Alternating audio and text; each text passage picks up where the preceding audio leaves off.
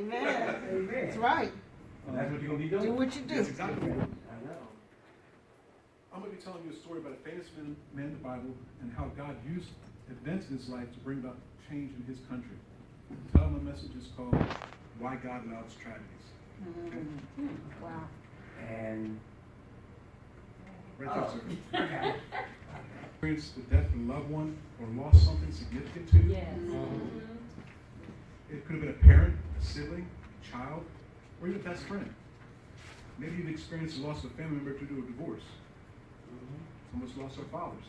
Some of us lost our sisters or brothers because the family got split up. Maybe you lost your home due to a financial crisis. Maybe one of you lost your best friend because you had to move. Those of us in the military can appreciate Yes.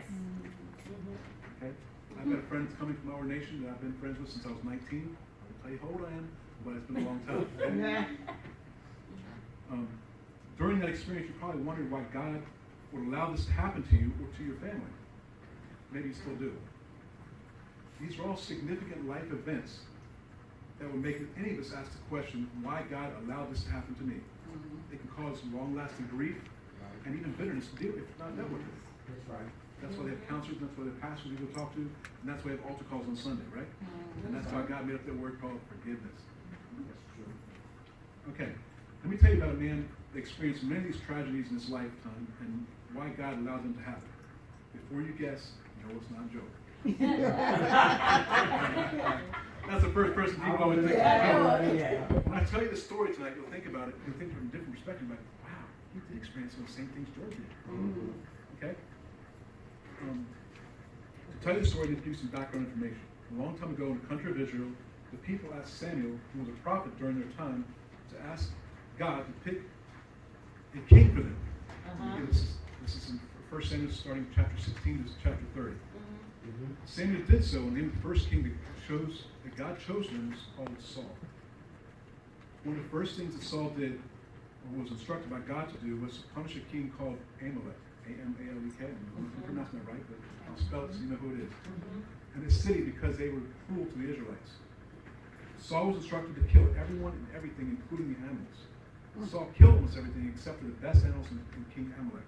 Aren't you glad you don't have that come along now? I'm serious. That's right. I know. Amen. Yes. God. I'm so glad for mercy and grace. Yes. It made God angry that Saul did not obey him, so God sent Samuel to King Saul to tell him he was fired as king, and he no longer had God's support and anointing. To us, it's like Apostle Washington said, "No, I need to talk to you, okay?" That's right. So, in addition, God told Samuel to anoint a new king, and the new king was among the sons of Jesse. Samuel did what God told him to do. I would too after what he did with Saul. He went to Jesse's tent and anointed his son David as king. But David did not take the throne right away because he was still living with his father. Yes. He was about 16 years old at the time. Okay? What God did do was create a situation where David would be brought to the palace to become a military general first. God did this by creating a need for a person who could play music. See, what happened was when God took his spirit away from Saul, he sent a spirit of depression to make Saul miserable, basically. Right. Make him depressed. This is where God intervened on David's behalf. Someone told Saul that David was a good musician and could play music instruments. So Saul had David come to his palace and play music for him whenever he felt depressed. Do we not, when we worship, we not feel a lot better than we do? Yeah, Yes. that's right. When I'm home and I don't feel good, I'm depressed, Yes. I'm worshiping. It That's changes it. my whole attitude. Yes. Exercise Yes. does too. Amen. I like that. That's right. While David was there, he made friends with one of Saul's sons, whose name was Jonathan. In fact, God gave Jonathan a special love for David, and David for Jonathan, so much so that David would later write that the love he had for Jonathan was beyond the love of a woman. That's pretty incredible. Wow. Yeah. Oh, yeah. They became best friends, even though Saul did not share his son's feelings for David. In fact, Saul was jealous of David and the anointing and success that God had given him. Right. That's right. When David wasn't playing music for King Saul, he was taking care of his father's sheep. He had two jobs, like some of us do. And one day, when David was home taking care of his father's sheep, the enemy of the Israelites, a people called the Philistines, came to fight with the Israelites and King Saul. They sent their strongest soldier named Goliath to challenged the Israelites. Saul gathered the army to fight the Philistines, and David's 3 brothers were among them. David's father, being a good father, sent David to bring food to his brothers to battle, and when David heard Goliath challenging the people to fight, David accepted Goliath's challenge.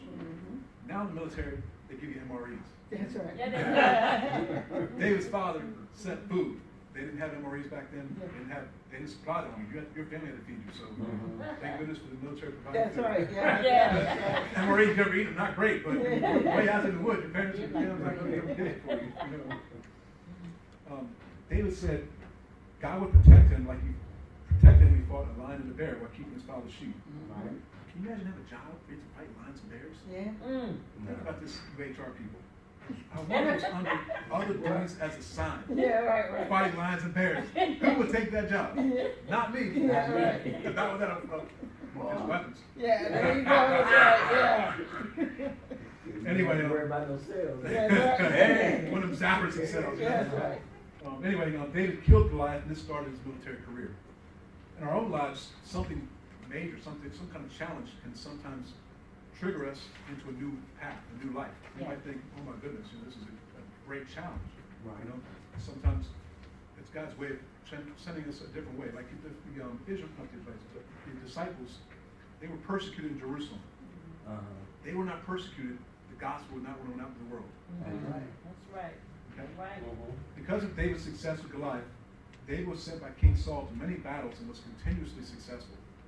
This made King Saul even more jealous, so he tried to kill David on several occasions. I would like an employer that does that. People complain about their boss now. They had nothing to do. David was very afraid of King Saul, so he ran away from the king's house and went to see the priest for guidance. See, at the time, when people wanted to talk to God, they went to see the priest or the prophet of God to inquire of God. Right. It's not like it is now, where we can pray ourselves. One of those priests was named, forgive me for pronouncing this wrong, Ahimelech, Yeah. and he gave David bread and the sword of Goliath, and David went to the wilderness to hide from Saul. That's like us running from the U.S. government. Where are you going to hide from? That's what it was like. Yeah, right. That's right. They didn't have the internet, but they can still find you. Yeah, that's right. Yeah. I don't want the army looking for me, okay? There's no wilderness to hide in anymore. That's right. Nope. They got satellite tracking all kinds of That's stuff. right. Heat-seeking stuff. Anyway, what David did not know is while he was with the priest, an Egyptian man named Doeg, D-O-E-G, and his name's, the good thing about sign language, I have to spell it anyway, so they don't know if I'm saying it wrong. Amen. This man named Doeg saw the priest giving David food and counsel from God, so he went and told King Saul. Tattletale, okay? This made Saul very angry, so he ordered the soldiers to kill all the priests and their families in the city of Nob where they lived. Wow. The soldiers, the Israeli soldiers, would not kill God's priests for fear of God, so Doeg killed the priests, their families, all the people and animals in the city of Nob. Only one of the priests survived that day. His name was Abiathar, the son of Ahimelech, who was the same priest that helped David. He escaped and went and found David in the wilderness. After the death of the priest, the prophet Samuel also died, leaving King Saul with no priest or prophet to communicate with God or intercede for him. Okay? This became a problem because the Philistines came back again and wanted to fight the Philistines. Okay? We come to church on Sunday, we know when the service is over, we go to Pastor Wash and one of the other associate pastors and tell them about a problem we had. They'll pray for us. Right. Saul didn't have anybody. He didn't have God. God was mad at him. You Right. know, anything to do with God took his anointing away. I'm sorry. Oh, yeah. I don't want to be anything like Saul. That's right. Uh-huh. I'd like to go before the throne room of God and Yeah, say, God, that's there's right. something All going on. right. Apostle Washington, something's going on. Can you pray for me? You know what I mean? And I know he'll do it. Saul didn't have that choice anymore. So, since King Saul had no spiritual leader or guide, he went to a medium, what we call today a palm reader, to communicate with Samuel. Samuel told Saul that Israel would be defeated and he and his sons would be killed by the Philistines in battle. One of the reasons I believe he was killed because he went to see a medium. Right. Mm. Working's already messed up. Yes. Exactly. I think I'd rather be in the dark than get in trouble with God. Right. Yeah. Meanwhile, David left the wilderness and went to live with the Philistines to keep Saul from killing him. While the Philistines were preparing to attack Israel, they told David to leave because they were afraid that he would help Saul. So David went to his home in Ziklag. When he arrived there, he saw his family and all of his friends' family were gone. Everything, the animals, family, his wives, his kids, all the friends, family, wives, kids, brothers, sisters, your mother, your father, everybody was gone. And the city was burned. And it was like going home to Dumfries or Alexandria, wherever you live, and it's nothing but ashes, like hurricanes or tornadoes in the church. Right. They didn't have insurance back then. Right. And you can't get insurance on your family members, you know what I mean? Exactly. So, as you can imagine, David's friends were very upset. But David asked Abiathar the priest, this is the first time he needed the priest, to ask God for help. God told David to go after the people who took his family, and that David would get back everything. When I was in the Marine Corps, there was a man they talked about, the grand old man in the Marine Corps. What I love about this man, he reminded me of King David. In the Korean War, the senators, the president said, this man named Chester Burwell Pollard and his battalion were completely surrounded by the Chinese. It's like 4-1. So basically, for every one of you, there's 4 people you get to kill, or they're going to kill you. Right. Okay? The senators, his own command, the president said, these people are going to be exterminated. You know what Chester Burwell Pollard said? That's what we should say to the enemy. They're behind us, they're in front of us, they're behind us. There's no way they can escape. David said that. Come on, he said, there's no way they're going to escape. I'm getting my mommy back, my daddy back, my mom back, my son, my daughter, my wives. I'm getting my friends' family back. All right. There's no way they can escape because my God, Chester Pollard was a Yeah. Christian. I read his biography. He was a Christian. He was always praying to God. God, please let me stay in the Marine Corps. I love the Marine Corps. Please let me stay. He did. He was in 40 years in the Marine Corps. Wow. He's the most decorated man in the military. He's the only person in history to go from a private to a general Wow. in U.S. history. If he can do that, and David can do that, we can do it too. We can do it. Come on now, that's Amen. good. So David attacked the people, and of course, he recovered all that was taken from him and his companions. While David was getting his family back, Saul was defeated in battle, and he and his sons were killed, including David's best friend Jonathan, just the same as the prophet had said. When David came back home, he was told Saul and Jonathan was killed, but he no longer had a city he could go to because Ziklag was burned. So Yeah. again, he turned to the priest. If all of us had a problem and turned to God first and said, hey God, what do I do? Yeah. Instead of deciding for ourselves, we'd be in a whole lot less trouble. Right. Yeah. Yeah. How do you make a mistake if you ask him to do what God tells you what to do? Yes. You can't do what God tells you unless you ask and then listen and then do what he says to do. Yes.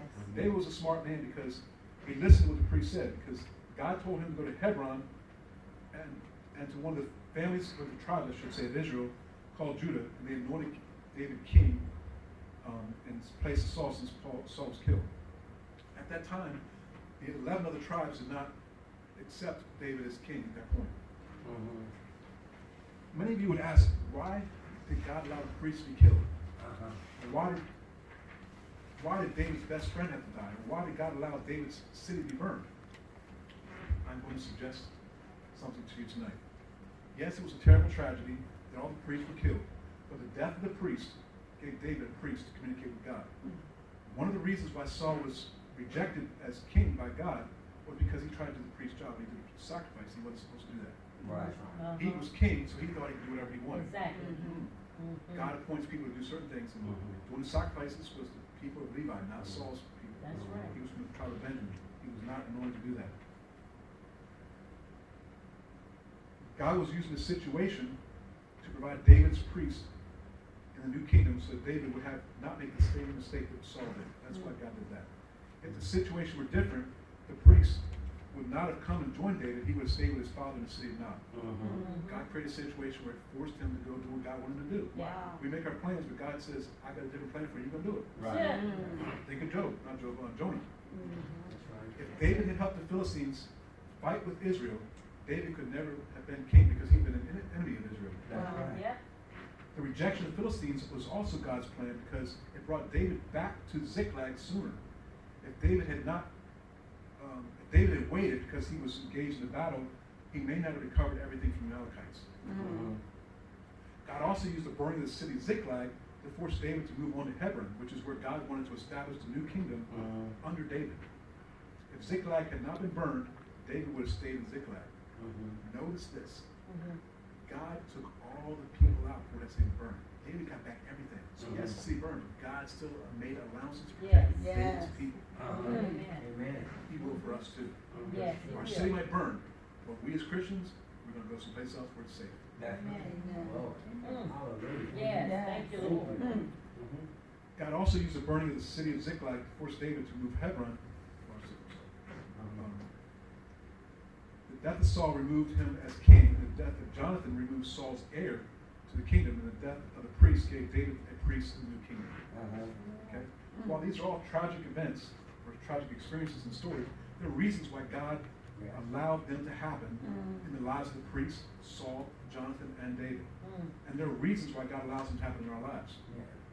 While we may not understand why, because we are experiencing it at that time, but in the bigger picture of our life, and what God wants in our life, it makes sense to God, even if it does not make sense to us, why these things are happening to us. Grief and suffering are only allowed by God to fulfill His purpose in our lives. And when that purpose is done, He takes that grief and suffering away from us. Yeah. All of these are examples of tragedies that many of us can relate to. Have you ever experienced the feeling of the loss of a beloved pastor, a best friend, moving to a new place, like these men in this story did? I can tell you I had to move to a different place, and I didn't like it. I'm going to share a little bit about that with you now. At first, I thought it was tragic at the time, but I learned differently later. First, some background. I asked God to allow me to buy a house, and I started saving money to buy one. Shortly thereafter, my former employer called me and asked me to look after her in her older years because her husband was gone, he passed away, and she was estranged from her son, and she had no other children. Okay? You think this is unbelievable, but I've got the documentation to prove this. Okay? To ensure I was close to her, she offered to give me money for a deposit on the house as well as closing costs. This was about $40,000. I have a copy of the check. So I moved into a 3-bedroom house in the garage in Alexandria. I did not use one single cent of the money I saved. It was $800 and some odd dollars and some odd cents to purchase a house. When I got the keys to that house, I had the same amount in the bank as when I went to looking for a house. The same amount. Not one penny. That was God's way of letting me know He did not need my help. You guys have a problem today? All right. That's overwhelming? Yeah. That you need help with? If God can buy me a house, He can take care of whatever problem you have. Anyway, I lived there for 7 years, and suddenly my financial situation changed, and I had to settle. Being a bold, confident Christian as I was, I told my family and friends, no way God's going to allow me to lose this house since He gave it to me in such a miraculous way. Okay? I had not, because I asked Him out. I'm asking. Okay? I was wrong. I had another plan for you. He had no plan for me, okay? I didn't want to move. I like my house. I like that. You know, I saved half my salary. You know, I was in Alexandria. I didn't have to commute. I was going to Marshall Center, so half a mile away. Right. I was loving it, you know. I did have to sell the house and move. What I did not know until later was that the housing market crashed a short time after I sold the house. See? If I stayed there, I would have lost $200,000. Okay? Wow. God gave me 40. I invested, and I got 200 out of it. Wow. God pulled me out before I lost all of it. Yeah, exactly. Okay. While losing the house was tragic to me at the time, it was God's way of making it a blessing for me. I had no way of knowing until after I sold the house, just as David had no way of knowing that God allowed these things to occur in his life until after God established him as king and established a new kingdom under David. God can make these tragedies in your life work out for your good, just as He did for David and me. What circumstances in your life do you think God can or has turned around for your benefit? Listen to the word of the Lord. Amen. Amen. Amen.